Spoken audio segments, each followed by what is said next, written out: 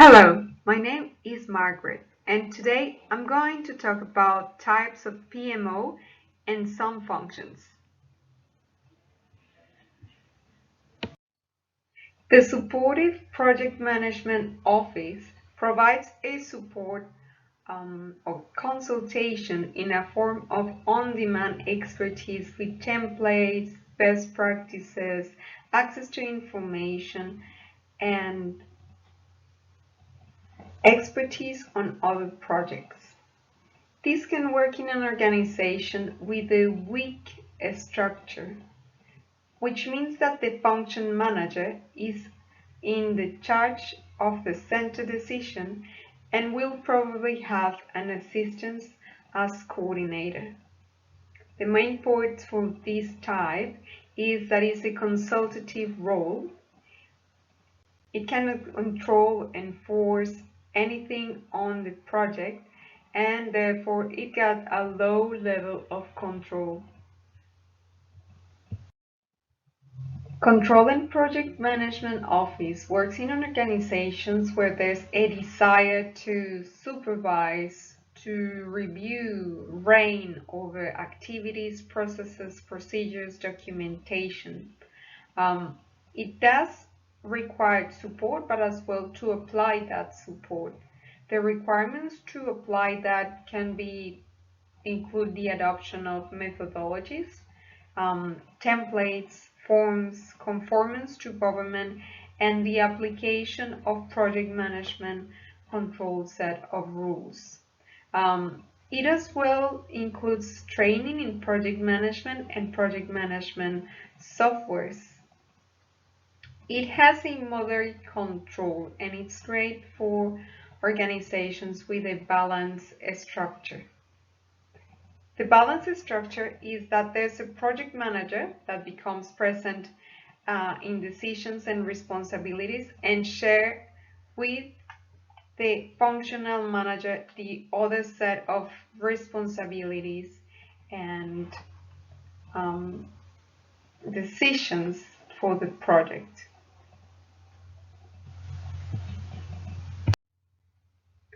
For the Directive Project Management Office, this type goes beyond control and it actually takes over all projects, providing the project management expertise and resources to manage the projects, which means that there's a level of professionalism into projects, since all project managers need to report back to the Directive Project Management Office.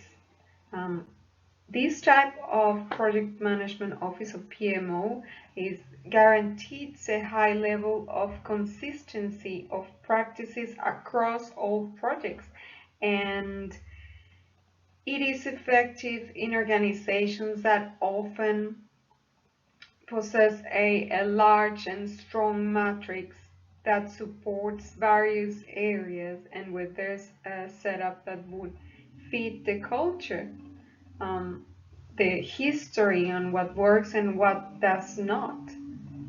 It implements a common methodology, usually standardized terminology, and introduce effective, repeatable project management processes. The objective with this type is to improve levels of project success within the organization. This type can be used in a strong matrix organization, which means that project manager has much more responsibility and authority. Some functions of PMO are discussed here, taking into account the phases of a life cycle from initiation, planning, execution, and close-up. As the PMO will have to take into account from the intake how to manage resource allocation between projects, how is the interface between project clients, and as well the task that they need to rearrange to organize, how the organization is changing and is adapted to that, and how to manage people in projects and programs. Mm, there's always the need to be in reviewing from the beginning, from the funding, from the project proposal, if it's necessary, to go into starting the project, confirming the funding, assembling the team, double checking that there's a prepared high level of business, to update the risk assessment always, as to check how feasible is the project, to establish the project steering committee, and to be comparing with the market, with the competitors, to develop benchmarking.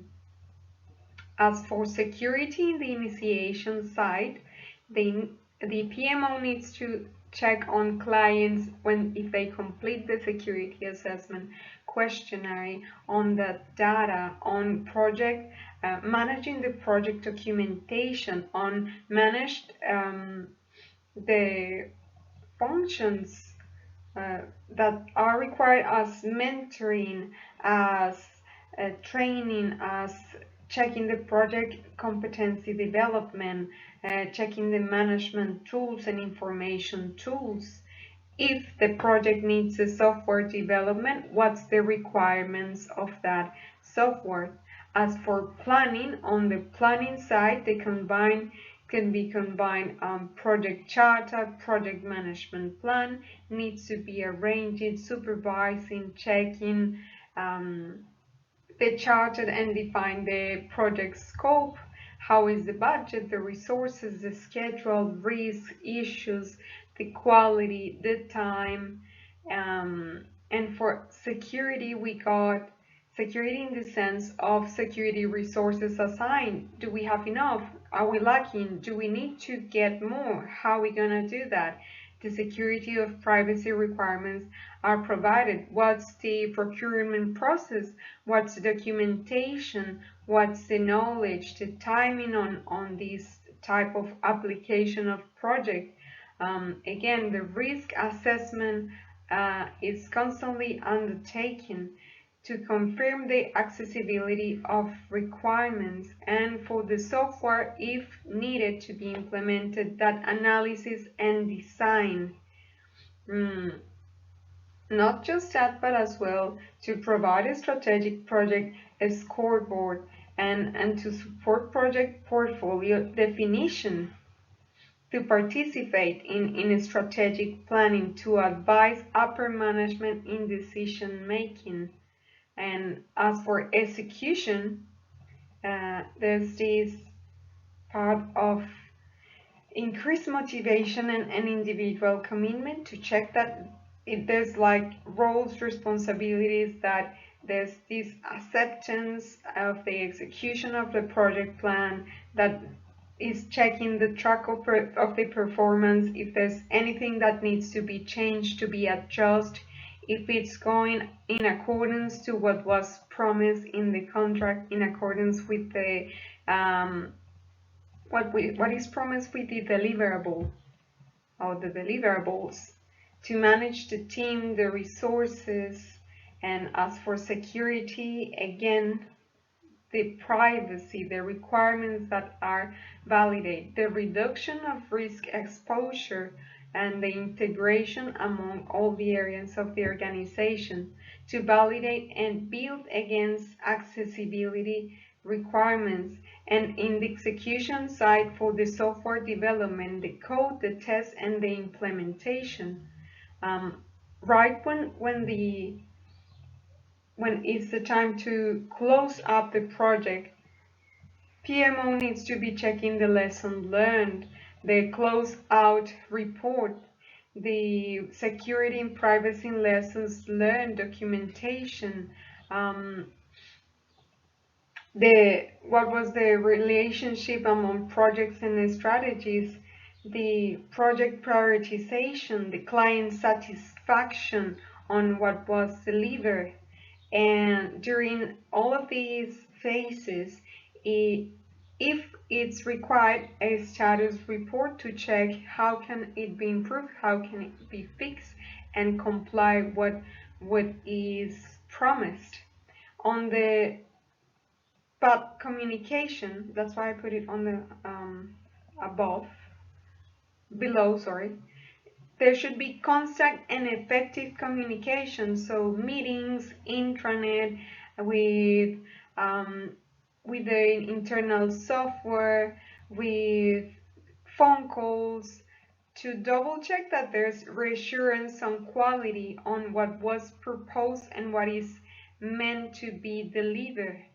And this example or this explanation of functions, it's in kind of a waterfall sequentive methodology, but if the project needs to change of methodology to fulfill what was required by the customer, then all of the functions need to be applied in accordance to the methodology chosen. So there's a great level of responsibility in functions. Some of them were mentioned. Hopefully all are just to comply and bring the best for the company who will be using Project Management Office. Thank you.